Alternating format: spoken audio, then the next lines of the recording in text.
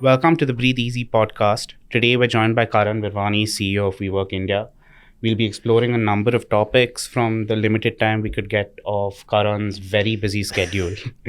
The dynamic startup ecosystem in India, right? The challenges faced and the triumphs of WeWork India, as well as obviously your approach towards sustainability. Karan, it's great to have you here. Yeah. Let's dive right in. No, thanks for having me. And looking forward to it.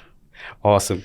So the startup landscape in India, right, and the rise of entrepreneurship recently has been phenomenal, especially over, the last few years, right? You've been very active in the space yourself. Would love to hear from you how early stage founders can make the best use of WeWork's existing facilities, right, to grow their business, as well as what you look in a founder or a startup, right, when you're investing either through WeWork Labs or personally as well. Yeah. So, when we started WeWork in India, or at least when we set up the partnership in 2017, I had already set up a business or had a journey as a very small startup founder, a hospitality business. And that's when we saw, or at least I saw, the challenges that startup founders or anyone starting up a business in India was facing, where the most basic things like space, infrastructure, just having like a decent office space wasn't available. And then on top of that, there was an ecosystem forming, but there was nothing really that was bringing the ecosystem together and trying to create a network effect out of out of that, and also to create a space where other companies could basically really leverage each other and their journey, the learnings, expertise, all of that in one place, one platform. So that was always the original thought about why I wanted to get into building WeWork and why we even got into the partnership. So WeWork is a space which can provide you with whatever really that you want out of it. It is a space obviously that takes care of all of the hassles, the infrastructure, the convenience of having an office space when you're a growing company and a founder. That's the admin stuff is really the last things you want to be thinking about. You want to be thinking about how you're going to move your business forward. How do you find the next customer? How do I build my sales engine? And what we try to do is make sure that all those headaches are taken away from most businesses. And so it's a plug and play, solution. They're great spaces. You feel good about coming into the office every day. We, take pride in the fact that our spaces foster productivity. They foster collaboration. So I think for startup founders, those are very useful tools that you can use, and having other founders in close proximity and around you every day only sort of drives you, gives you the opportunities to learn new things and sort of build that network as you're building a business. So that, at least for a founder, I think is what we try to do, and we do it probably the best, and we're the only ones who are focused on that segment of the market, I think, at scale. And in terms of what I look at when I'm investing into a startup or a founder, one is obviously the problem that they're trying to solve. I think there is enough capital available for the hot new thing, and what people are really chasing after. What we try to focus on, or at least what we've been trying to do at WeWork Labs, or what we look at even from our family office, or any other personal investments that I've made, is one, like a very unique opportunity, unique story. I prefer to invest in things that are making an impact, and I think one of the avenues that we are looking at investing is into impact-led startups, or things that are at least changing the status quo on how we should be running businesses or building businesses, at the same time taking care of the planet. And finally, I actually like a founder that has failed before we when I invest. So someone who's failed or been in a struggle journey, I think for me is very crucial. Awesome, awesome.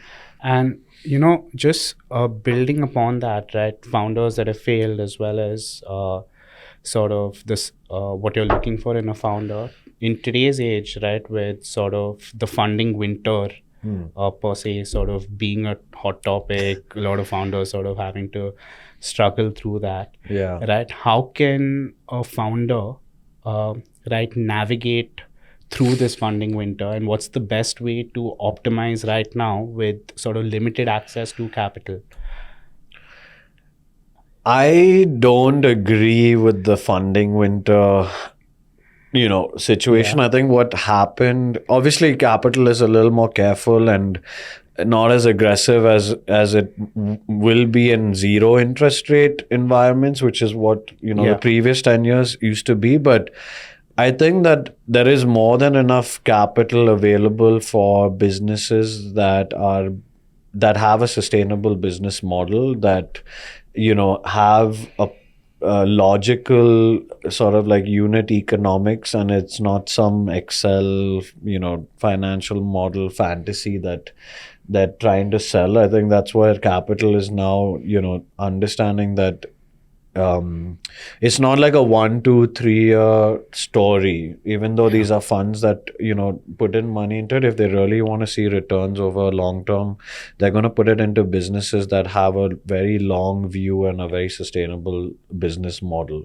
So for a founder, I would say that just forget about this chase of valuation and taking pride in the fact that you raised X million dollars, and and you have this huge valuation when your business is burning like money every Yeah. month.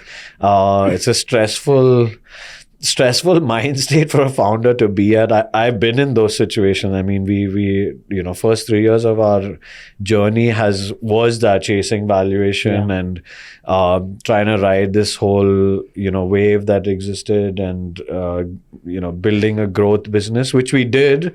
The good thing that we did was we always focused on the basic unit economics, and Yeah. at the end of the day, our business is a little bit brick and mortar also. I mean, it's largely brick and mortar. So it's there, users are there, you can see it. There's way to generate, huge amount of cash flow. So I think it's just that, like, focus on unit economics, business basics, you know. If there's ever like dummies for business 101, buy it and just do that, because if you're able to do that, there will be money, or hopefully you don't even need to raise external money. You can just sustain through your own business. Awesome. Yeah. And sort of touching upon, I mean, your first 3 years, right? Saying that you guys were chasing your valuations. You yourself obviously have been fairly through your own ups and downs at WeWork, right? I mean, struggling through the pandemic back then, and now recently, I mean, I've seen you all over, right? Doing the PR because of the association with WeWork Global, obviously, right? So how did WeWork sort of navigate through these challenges, right? And how do you sort of approach challenges like this head on? Last part first. I think I'm inherently either attracted to challenge, or find that I actually enjoy being in challenging situations rather than comfortable situations. So that's just maybe I've just been in those situations, so I feel more comfortable than most people. But I think that challenging and pushing the boundaries is only really how we're gonna grow, and you have to break a few things and then build it back, and then break a few things and build it back. That's how we built the business. Up until now. COVID was probably our biggest and most challenging point. That was it was a death situation, or could have been a very much a death situation for a business like ours, where it was work from home. There was all this talk about ever coming back into the office. There was so much news of large companies who said that we're going to permanently work from home and that we're productive. And here we're sitting and like scratching our heads, like we have like 5 million square foot of office which is like lying empty. What is going to happen? We had a team that was sitting there. We had members who were directly impacted also, by the pandemic, and had to shut down their businesses. So there was real pain across our system and across stakeholders. What really came out during that time for me was the focus that we had at the start around building a team which was heavily culture first.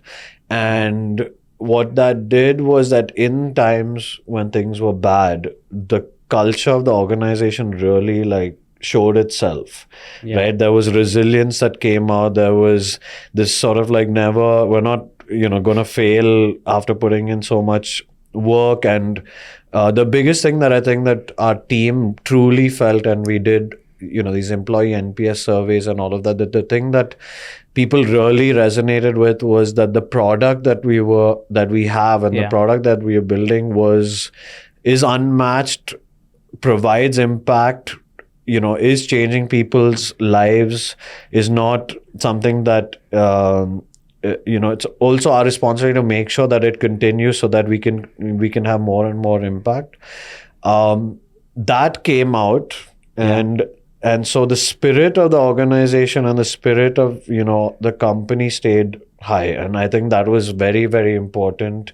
Having a positive mindset and collectively pushing through the situation. It was never going to be just me or someone on the team saying that we need to move forward. Everyone needed to kind of move through the situation. And we took a hard step prior to the pandemic. WeWork had gone through its own challenges in 2019 itself, where we had, globally, they had gone to try to do the IPO and it didn't happen. And what happened because of that, as a result of that, was that we also weren't able to get capital. And we weren't able to raise capital because of the perception and all of these questions that were, around WeWork at that time. So we had to figure out, how do we turn around the business so that we don't require any external capital, and how do we do it quickly, which is what a lot of people are doing, in this winter. Our winter was like almost like 2-3 years ago. And I'm a believer that like everything happens for a reason, and that was, even though it was a very challenging time, it was, I think, meant to happen for us so that we could fix all the broken things before the worst came, which was COVID, right? We had already started fixing. We were already able to manage. We assigned some great enterprise companies in the first few years itself. So that gave us a lot of stability through COVID. And so I don't think one would have happened without the other. Like if we had, let's say, a solid business that, financially was okay, but our team was completely demoralized and didn't want to approach every challenge as a way to move forward. We probably wouldn't be where we are today. And the other way as well, if we had a team that had high spirits, but we didn't have the business underneath us that was able to like hold us, at some point, that would have caught up with us. So so it was both. And I think for every founder, all I would say is that believe in your team. Not just believe. What's worked for me is disperse your stress a little bit to your team. It's important, because if either you're taking it all on yourself and they don't understand, or they can't relate with what you're facing, then you're just like a lone ranger, and you're not going to be able to solve anything. Most often than not, if you tell your team, look, I'm worried about this. This is a challenge. I need your help. We need to work together to, make sure that we get through this. You'll see that everyone is willing to step up to the challenge. At those times, money is not a driving factor. It's more a survival instinct that kicks in. There is like a connection with the culture of the organization. So I would say that was how we got through, or how we get through most of most of our challenges. Awesome. No, I totally agree with you on the team aspect. I think Labika is sitting right there, right? Yeah. Testament to it. But even sort of while we were kicking off Breathe, we've sort of. I mean, you're at like, one of the best parts of growing a business, like product market fit is happening. You're starting to get a few customers. You have a small team where you can remember everyone's names. So like it's such a fun time, growing a business at that stage, because everyone is so connected. You're like a very close knit family, and every challenge and every like small win also is like, you've raised like $1 billion. So you should definitely enjoy that time. Awesome. And I think we touched upon enterprises, right? And how you already backed up a couple of enterprises coming into COVID that sort of gave you some stability. Now the co-working space, and I think WeWork also is probably going through a shift, right? Where consumption from enterprise level sort of customers as well as old age businesses is started to scale. And we were speaking about this sort of earlier before the podcast as well. How do you sort of see these trends shift in co-working, right, over the last or for the coming years, right?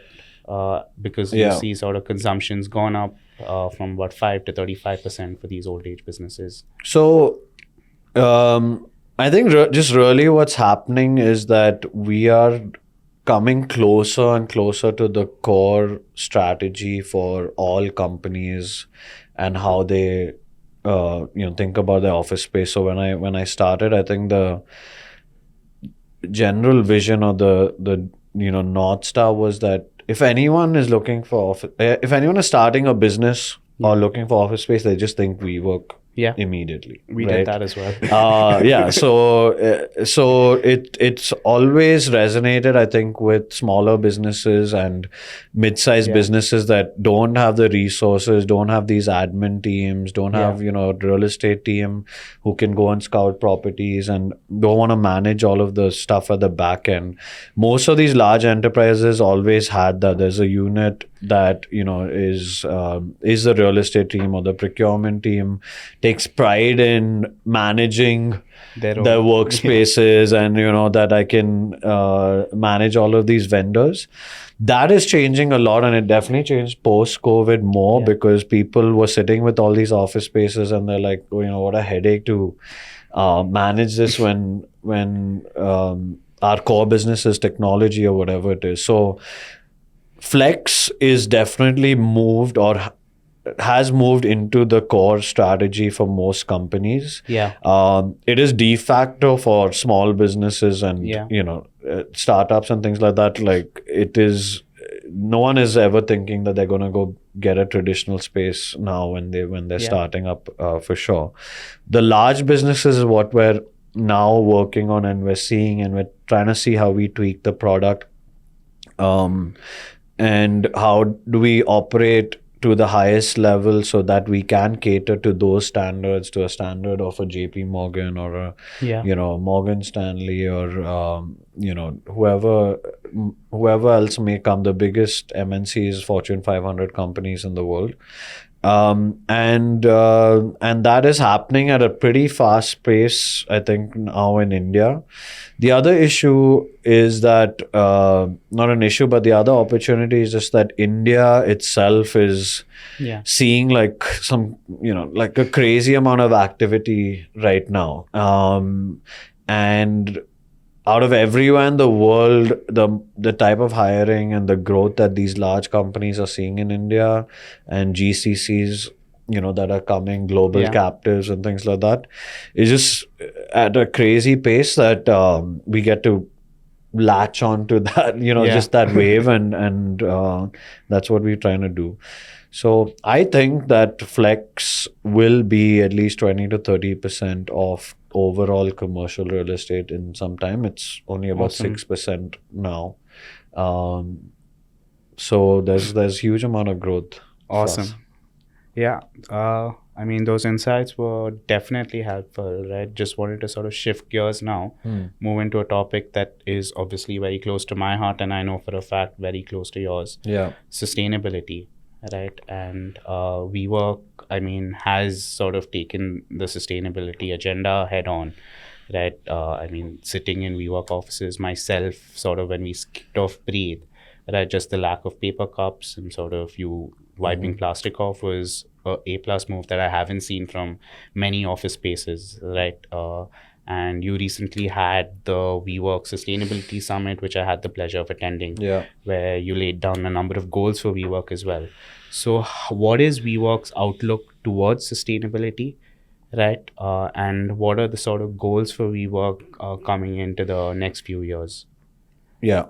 It is very close to my heart, especially the impact on the environment and things that that are around us. I love being outdoors. I've grown up, in nature, right? Horse riding or just being outside so much. And Bangalore also being a place where, as kids, it was always. You had big schools, you had full on playgrounds, and you just are, more of an outdoors person. And with that itself, like, seeing how our city itself has changed and the weather has changed and all of that, it is obviously like disappointing, right? That I have a kid now, and I would love that he also has places like that or like experiences like that to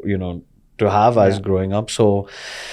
So being doing whatever we can to help that, I think is valuable. And then secondly, I think in the real estate space, we are probably the biggest destroyers of the environment at the same time, just at the nature of development and what we do. So it was important to me that we act as a, at least do our part in looking or acting like a North Star, and not just say, not just put some goals on our website, but really think about what we can achieve. So 2 years ago, we took a call that our impact initiative long term will be on the environment, but it will be twofold. One is our internal spaces, the energy waste and things that we create in our business, in our spaces, how will we reduce that?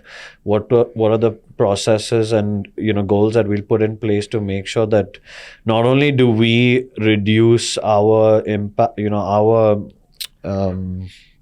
environmental impact, but can we start a ripple effect with all the companies in our spaces who are some of the largest in the world and also growing businesses, that it's possible to do everything much more sustainably, and then see if it will have some ripple effect in how they change their thought process and how they build their businesses as well.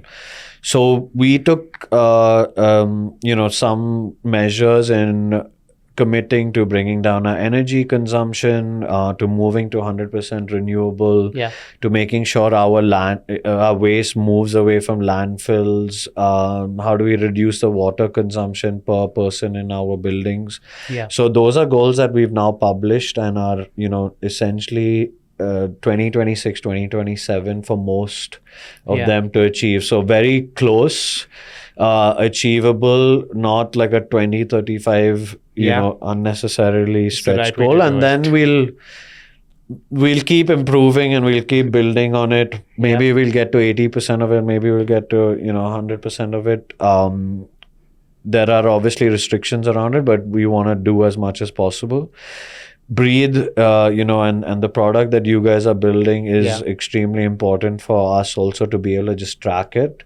And the other thing that we're seeing is our members are also influencing us to do it a lot more. So some of the biggest Fortune 500 companies want to now use spaces, take buildings, be in business parks, etc., that are already solving for all of this, because they are also getting measured on their carbon, impact. They are, they feel that employees or talent will also go to companies that have a larger purpose than just the products that they're building, right? What do they speak for? What is it that they stand for when it comes to their thought processes? So organizations are more than just companies to go work for. I think it's part of your identity.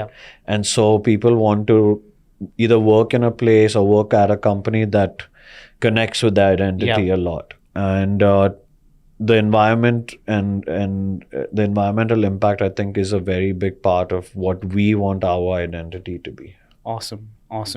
So you touched upon a very important point there, right? Where there's sort of top-down pressure coming onto you from your existing customers, especially the Fortune 500 companies, right? And we've seen this as sort of a trend. I mean, working in ESG myself, is that there is a trickle-down sort of effect happening on a global scale, right? Whether that's from regulators, whether that's from investors, customers that are international or customers that are sort of large scale. Right. And I feel like companies in India are now starting to feel the brunt of it, right? With SEBI coming down, with BRSR, with Europe sort of, establishing ESRS for companies that are exporting there, right? And I think small to mid-sized companies, especially mid-sized companies that are exporting out of India or even trying to look at capital raising, right, are starting to feel the brunt of it. So now, considering how sustainability is becoming a core function of any business, right? Much like HR, much like finance did a lot of years ago. Right? At what stage should businesses start incorporating sustainability, right? And how can a business incorporate it the same way that, you've incorporated sustainability not only as a function, but you sort of built it into WeWork's ethos? So, maybe I want to flip a question to you. There's from a regulation standpoint, and I think like all of this conversation around ESG, there's also been, a lot of backlash or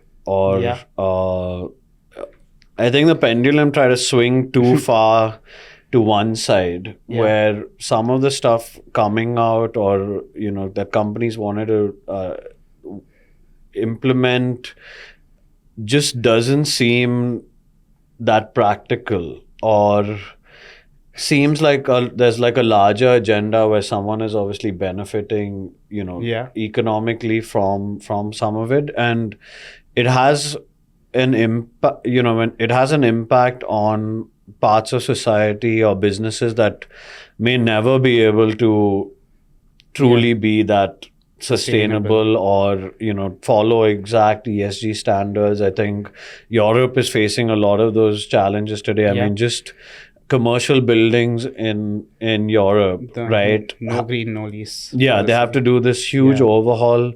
It's such a crazy regulation, in my opinion. Because the S part of ESG, right, gets heavily impacted while trying to attain the E part. And I think that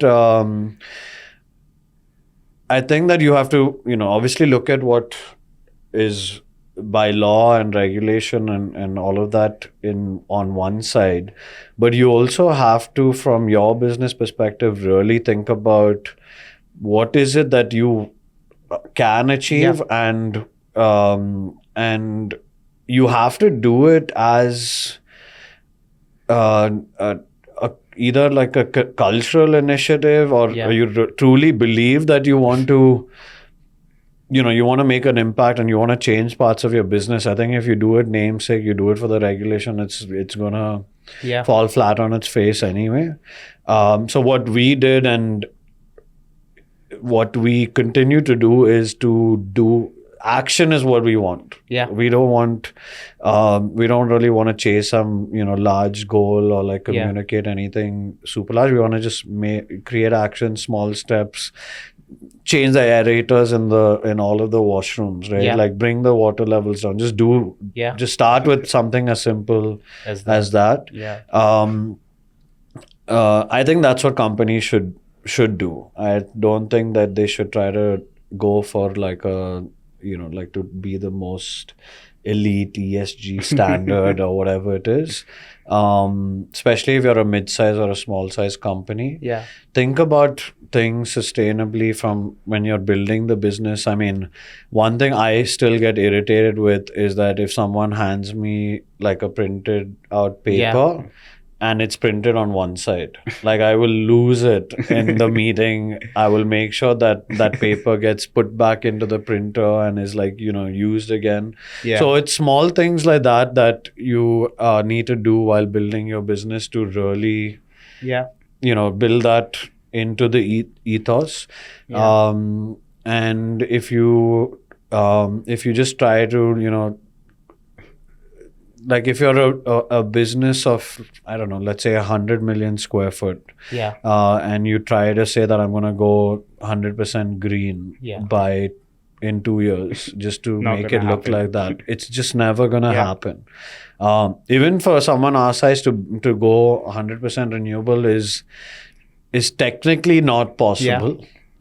It's technically not possible because consumption per month happens based on Yeah. usage, and you may go over what you're buying in terms of green load and all of Yeah. this stuff. So you can only offset it later, or there Yeah. will always be some percentage that goes over. So the words look nice, but just make sure that you have action and you are setting small initiatives that over time will lead up to No, something I big. 100%, I mean, sort of agree with it. I feel like, we're also getting into an age where everyone's starting to, set unattainable net zero targets. Everyone's sort of, looking to promise too much, which is sort of Yeah. leading to a lot of greenwashing as well.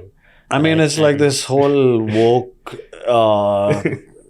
I don't know, like, massive tsunami effect that's happening. Some Yeah. part of it is. Yeah, I agree. And I feel like it doesn't make any sense. I feel like what you said about starting small, right? Making those small changes that are very attainable. And I mean, in the long run, even economical is where companies should start. I mean, a lot of action needs to come into place, right? Because, I mean, climate is something that's urgent, which is why sort of the tsunami is also flowing in, right? But taking those small steps, I think, is going to lead to that larger difference.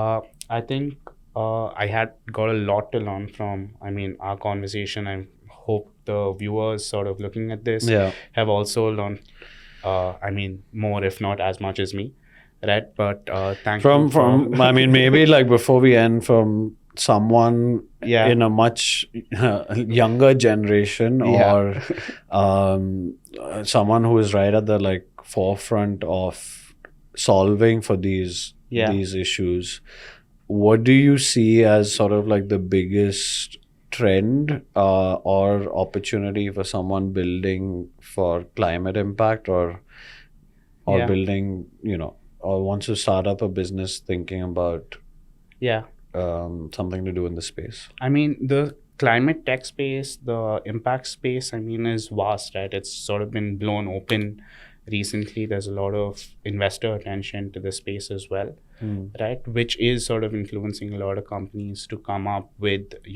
for example, Blue Smart, right? Coming in with a replacement to something like Uber or Ola, but being more efficient. And I think at the end of the day, if you sort of ever used it, being a better service, right, is something that I feel like is a testament to building out a business that has a great impact on the environment, right, which and still continues to solve a problem that hadn't been solved before. I think another sort of big play, right, and which what we're also trying to do and breathe is data, right? Currently, while companies are trying to be more sustainable, the biggest crux of the issue is that they're having difficulty assessing their own baseline, right? And I strongly believe that you can't manage something that you can't measure, right? So companies that can come in, and we spoke about this before, for example, Scope 3, right, is a huge challenge for companies because, I mean, the value chains are so vast. Somebody that can come in and solve for these direct problems, right, which help companies sort of track, measure, monitor their sustainability, I feel like will be not only a good way to sort of build a very good business, Yeah. right, but will be a insane way to sort of create impact on a global and large scale. Got it. And what's probably the most innovative startup you've seen in the space?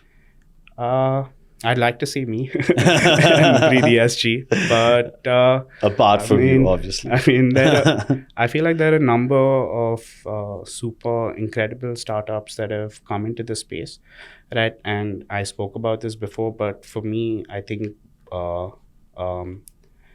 Blue Smart is sort of a testament, and I feel like what sustainable businesses that are highly efficient, growing very rapidly, right, and are sort of also Yeah. providing value can be.